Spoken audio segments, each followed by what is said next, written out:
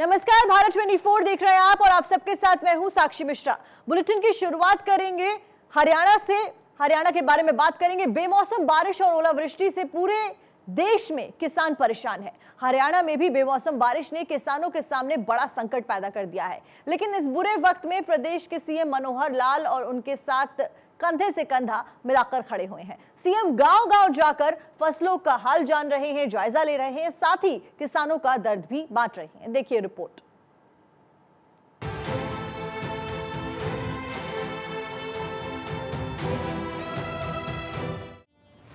फसलों को देखते सीएम, खेतों में फसलों का मुआयना करते ये है हरियाणा के सीएम मनोहर लाल, जो इन दिनों राज्य के किसानों का दर्द बांट रहे हैं, उनसे संवाद कर रहे हैं और यकीन दिला रहे हैं कि इस दुख की घड़ी में वे अकेले नहीं हैं। सरकार हर कदम पर उनके साथ है। मुख्यमंत्री ने प्रदेश के भिवानी जिले के गांव तिगड़ाना और धनाना पहुंचे, जहां उन्होंने जनसंवाद कार्यक्रम के दौरान ग्रामीणों से सीधा संवाद किया।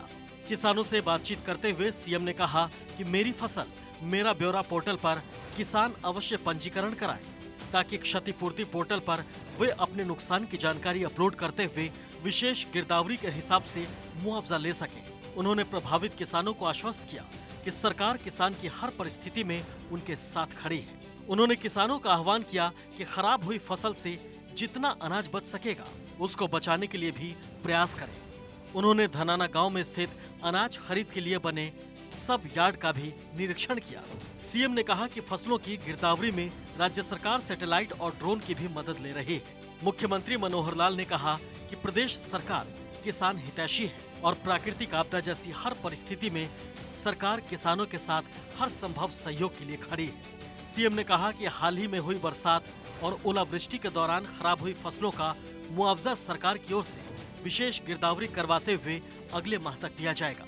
यहाँ भिवानी जिले में है, रास्ते में लगातार खेतों का मुआयना जो हो रहा है तो किसानों की परेशानी उनको समझ में आ रही है। कई जगह पर किसान स्वयं चिंतित हैं, वो हमको बता भी रहे हैं। हमने भी उसकी सारी व्यवस्थाएं बनाई हैं कि इनको जितना भी नुकसान हुआ उसके हिसाब से एक गिरदावरी स्पेशल करा करके और इनको मुआवजा जो है मई के महीने में सबको मिले।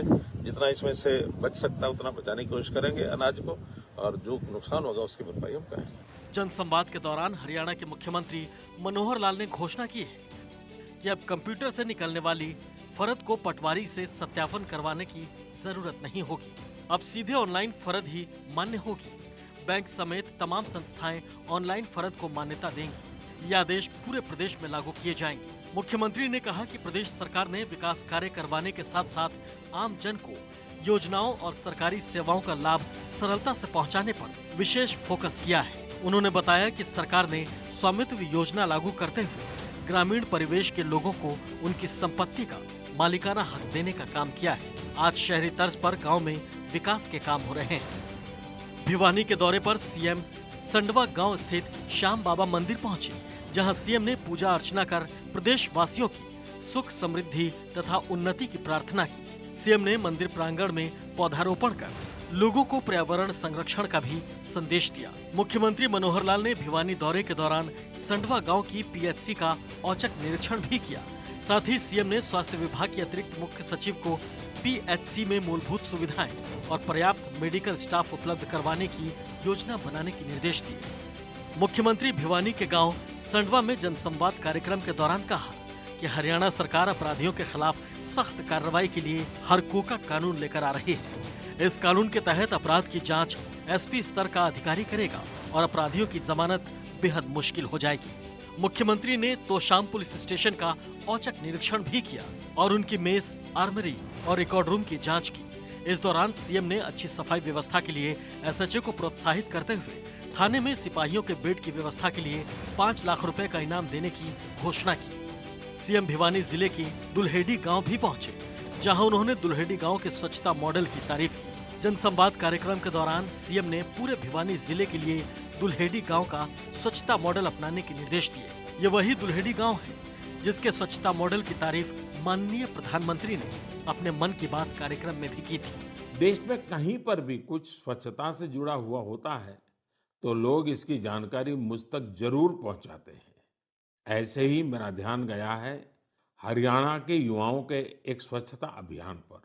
हरियाणा में एक गांव है दुल्हेड़ी, यहाँ के युवाओं ने तय किया, हमें भिवानी शहर को स्वच्छता के मामले में एक मिसाल बनाना है।